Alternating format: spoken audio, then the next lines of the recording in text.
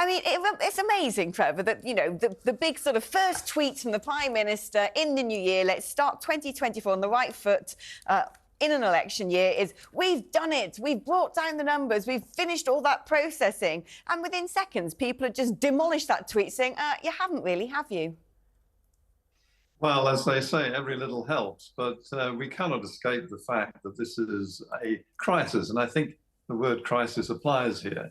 That has been almost entirely built during the Tories' 13 years in office.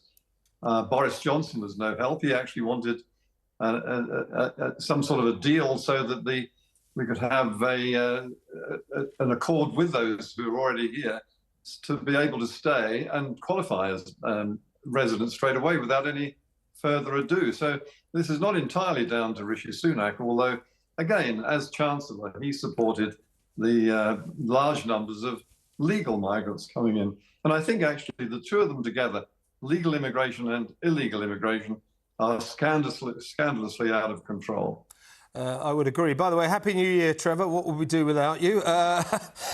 This is what worries me. As we were just discussing, earlier this year, I believe the amount of people who applied for asylum and were allowed to stay, who'd arrived here ostensibly illegally, was 75%, and now it's gone down to a very impressive 67%. You go around Europe, asylum seekers who arrive in Germany, France, Italy, Spain, the percentage points are around about 3, 4, 5. So it seems in Britain, our system is, if you can get here, we'll pretty much let you stay.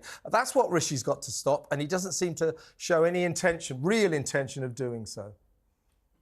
No, and I think the Civil Service Union, which piped up about this, is almost as complicit as the people smugglers are. They're not doing anything to help remove these people, even if they are proven to be of a criminal intent. The very nature of the fact that they've arrived here illegally makes them criminals the moment they arrive. Very interesting that over the new year, some of the documents released from the Tony Blair years show that he was even harder and tougher on illegal immigration, on boat people and so on, than the Tories. He wanted to send them back straight away because he decided, as I think you and I both agree, that the moment they land illegally, then they are no longer entitled to asylum. They've come from safe countries. They've travelled across Europe, which is regarded as safe. So why are they here? So if Tony Blair was ready to do it and actually send people to camps in Tobermory on the island of Mull in Scotland, why can't the Tories do something to stop this flood, which it is? It's a flood of migration at a rate that we cannot absorb. What I want to know is the breakdown of the 51,000 who have been granted asylum. Where are they from?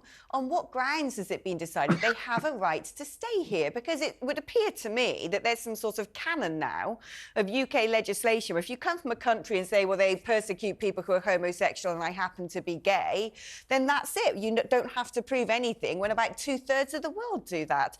I really want to know what the data is with these approvals. I don't think that there's any ground whatsoever for them being able to simply assume they can stay. It's their human rights, isn't it? And the human rights law, as it applies under the European Human Rights Convention, is it trumps all of our parliamentary legislation. So people who sit themselves up on a tribunal can tell us and the elected representatives that we put in Parliament that they decide who can come here and stay here. Trevor, so essentially Rishi Sunak has diluted his firm pledge, I think it was last March, when he said, I will stop the boats, to, well, we're kind of going to reduce them a bit, but no more than that. That's a passport straight to electoral defeat, isn't it? Well, it's difficult to disagree with a word of that, Kevin. I think that Rishi is trying desperately to do something which is now impossible. There is no way we're going to reverse or stop mass immigration. We might dilute it somewhat, but we're not going to stop it, and we're not going to solve the problem of those who have arrived here and will not be forced to leave. And I think that the only thing that's worse is the prospect of a Labour government coming in and handing control of all of this to the the faceless and unaccountable, unelectable bureaucrats of Brussels. It seems to me that 25,000 refusals, those who haven't been granted right to remain, will probably end up translating into 25,000 appeals that could last a number of years anyway. Yes, I'd be very, very surprised if one of those leaves this country. The odds are stacked totally against the wishes of the British people, clearly declared in the last election that they wanted immigration controlled. Instead, we've seen it mushroom to the point where record numbers are coming in each year legally, and whatever Rishi and the government are trying to do, still coming in illegally. I mean, wait till the weather improves and the boats become more sophisticated. Those numbers will leap up again. Well, last question, Trevor. I hope you can stick around a bit while we discuss this with René Hundekamp in just a minute. But, if Rishi really did want to stop the boats, A, he could turn them around in the middle of the channel and take them back to France, or B, leave the European Convention on Human Rights, which, of course, kind of hamstrings every intention on our part to stop these boats. There are ways he could really stop them, but he doesn't want to go down that route, so he's not really committed to this properly, is he? Well, I've spoken to lots of people in the government and across the sort of spectrum of immigration issues. And the consensus, at least at the moment, among those in government, is that they will not be leaving the EHCR, and they certainly won't be stopping boats and turning them back. So those two options, which of course would be a huge deterrent, are off the table. In which case, what have you got? They keep coming, they come through a processing system, and the processing system is rigged so that almost nothing can be done to turn them around and send them home.